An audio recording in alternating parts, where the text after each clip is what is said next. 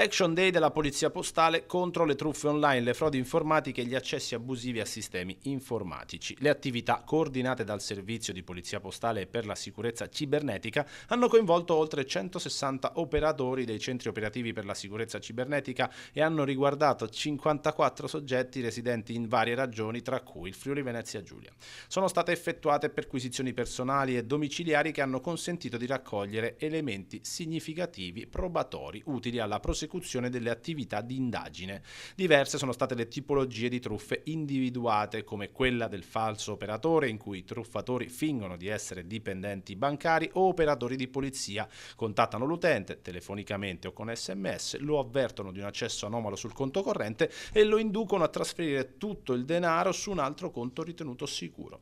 C'è poi la truffa del falso figlio, l'utente che viene contattato da una persona che finge di essere il figlio o un parente che comunica di aver smarrito documenti, cellulare o bancomat. Per acquistare il nuovo smartphone richiede l'invio di una somma di denaro. Ci sono poi anche truffe relative agli annunci di vendita fraudolenti sui social network. Tutte queste attività illecite, caratterizzate dall'induzione in errore della persona offesa, hanno lo scopo di carpirne dati personali, bancari o le credenziali di accesso ai conti correnti.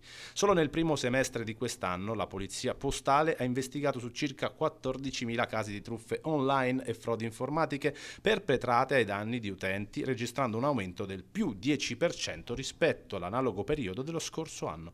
Le somme sottratte nel periodo in esame sono state circa 114 milioni, con un incremento del più 71% registrato nella prima parte nell'anno 2023. I consigli della Polizia Postale sono sempre quelli di non cliccare mai su link contenuti in email o SMS, ma di collegarsi attraverso un comune motore di ricerca al sito o all'app ufficiale. E si ricorda infine che nessun appartenente alle forze di polizia o dipendente di Poste Italiane, nonché istituti bancari, chiederà mai di conoscere le credenziali e i codici personali di accesso all'home banking o di effettuare bonifici o altri versamenti in denaro tramite telefono, SMS o email. In caso di ogni dubbio, poi, il consiglio principale è contattare immediatamente il servizio cliente per evitare una truffa.